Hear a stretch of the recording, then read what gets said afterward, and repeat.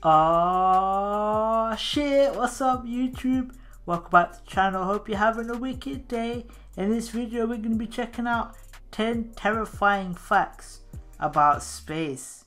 So yeah man, make sure you guys like and subscribe if you're enjoying all these videos, and in the comment section please let me know what else you want me to react to.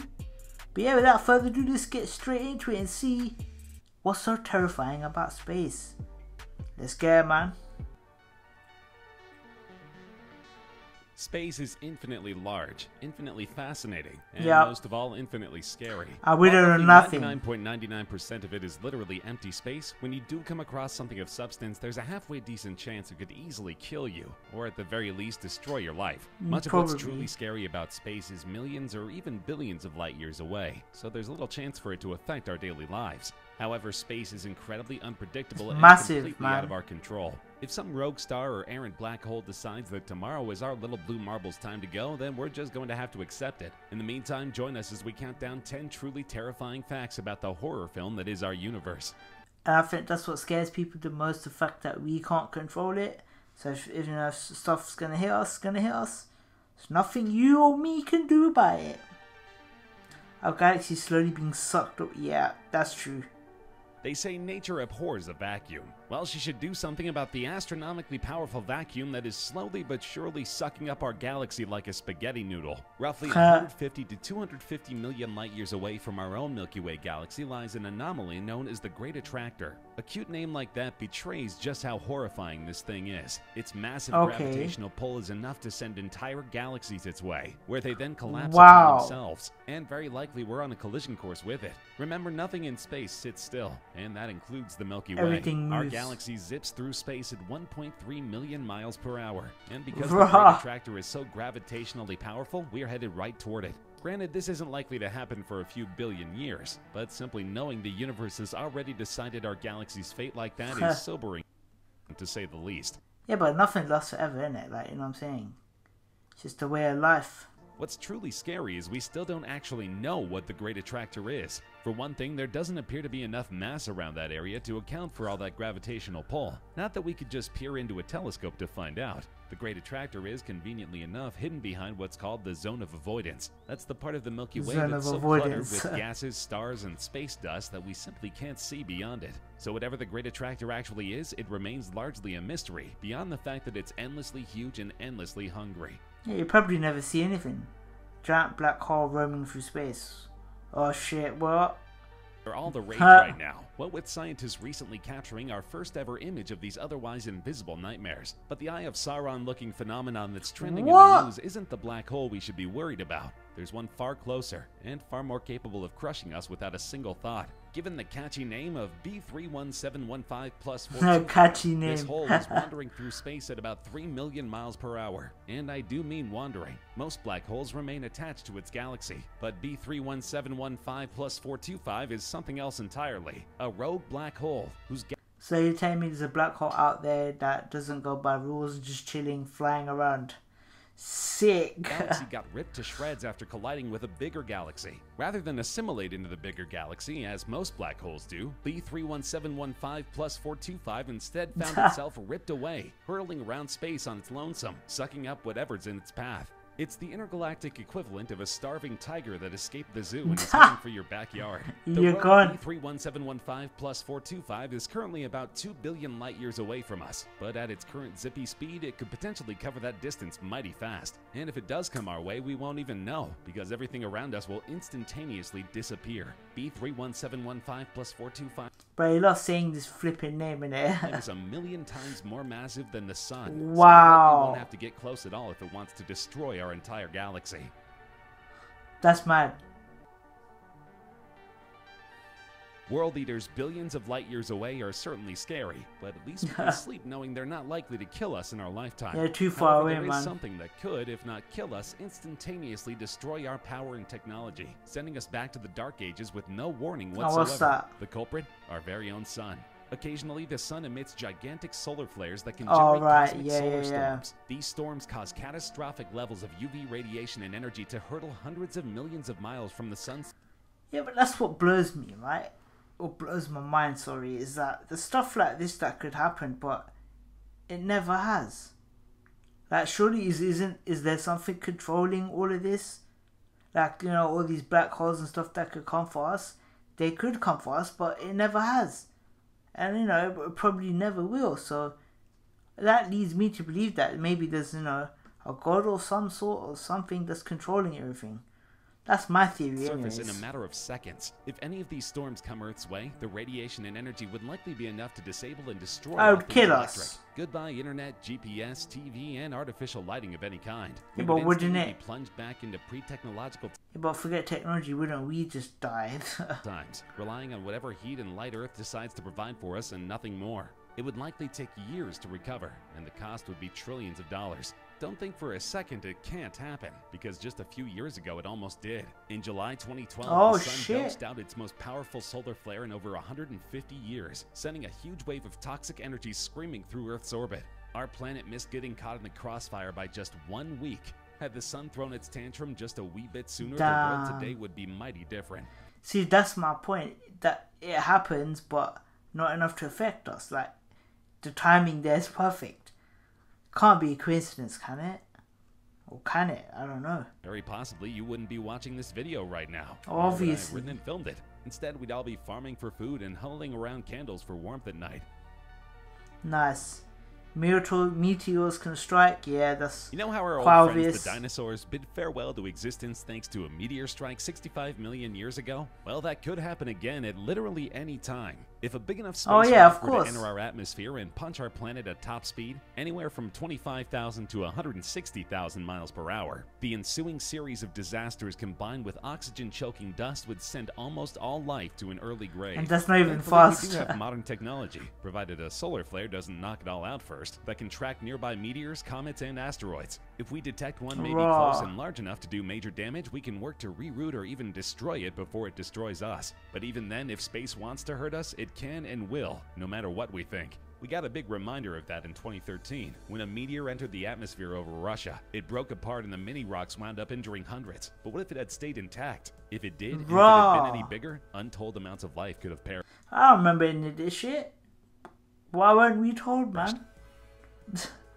Some stars suck the life out of others.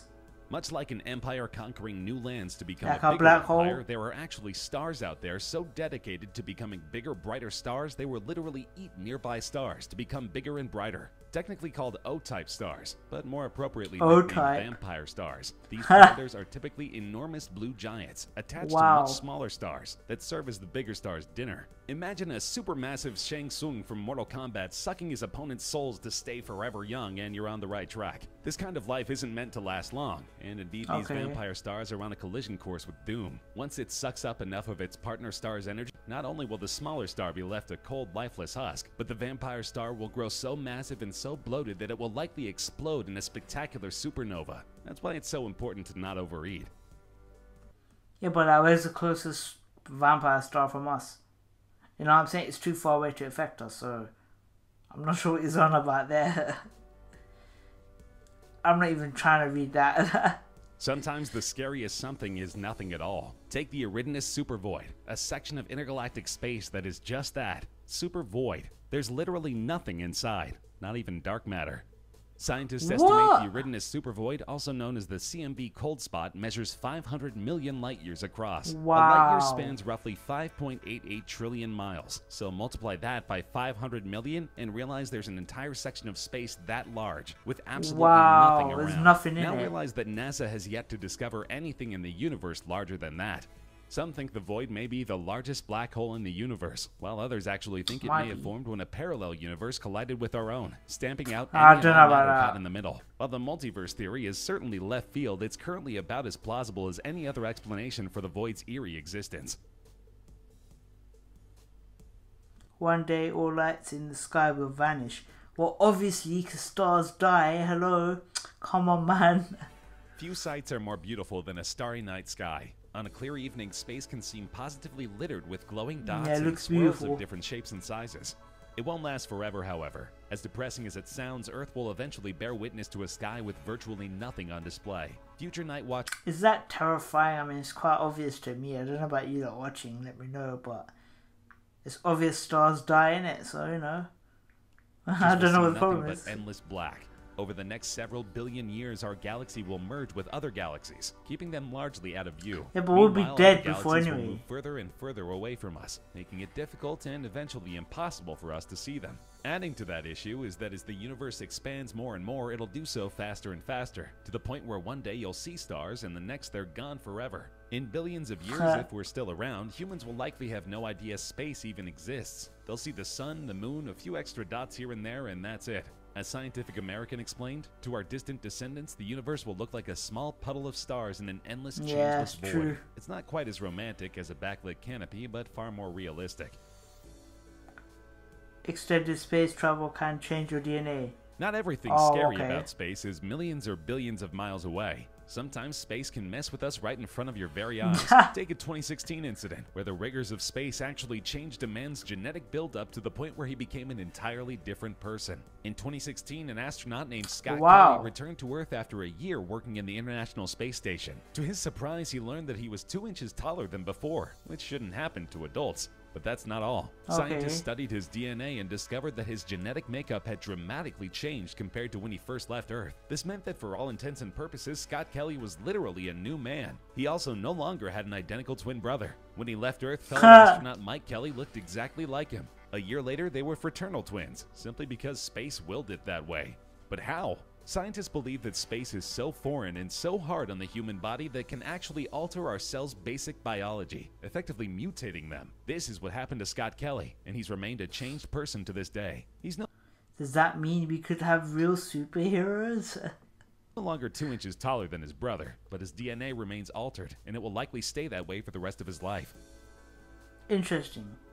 Decompression, okay. If you're going to die in space, chances are it won't happen due to a black hole or a solar flare smacking you in the face. More likely you'll succumb to the horrors of decompression, or exposure to the vacuum of space, which sounds like a terrible way to go. For the most part, if an astronaut suffers decompression, they will die very shortly after. Oh, of course, In 1965, a technician at Houston's Johnson Space Center was working in a vacuum chamber. He accidentally detached a hose which immediately depressurized his spacesuit. Within seconds, he was unconscious, though thankfully others were present to repressurize his suit in time for him to regain consciousness. Lucky Even guy. that brief bit of exposure to what is essentially space damaged the man. He could feel his tongue begin to boil as he passed out, and for 4 days afterward he couldn't taste anything. He wound up being okay, but exposure to that vacuum for even a few seconds longer could have proven devastating, if not violently That fatal. is mad, innit?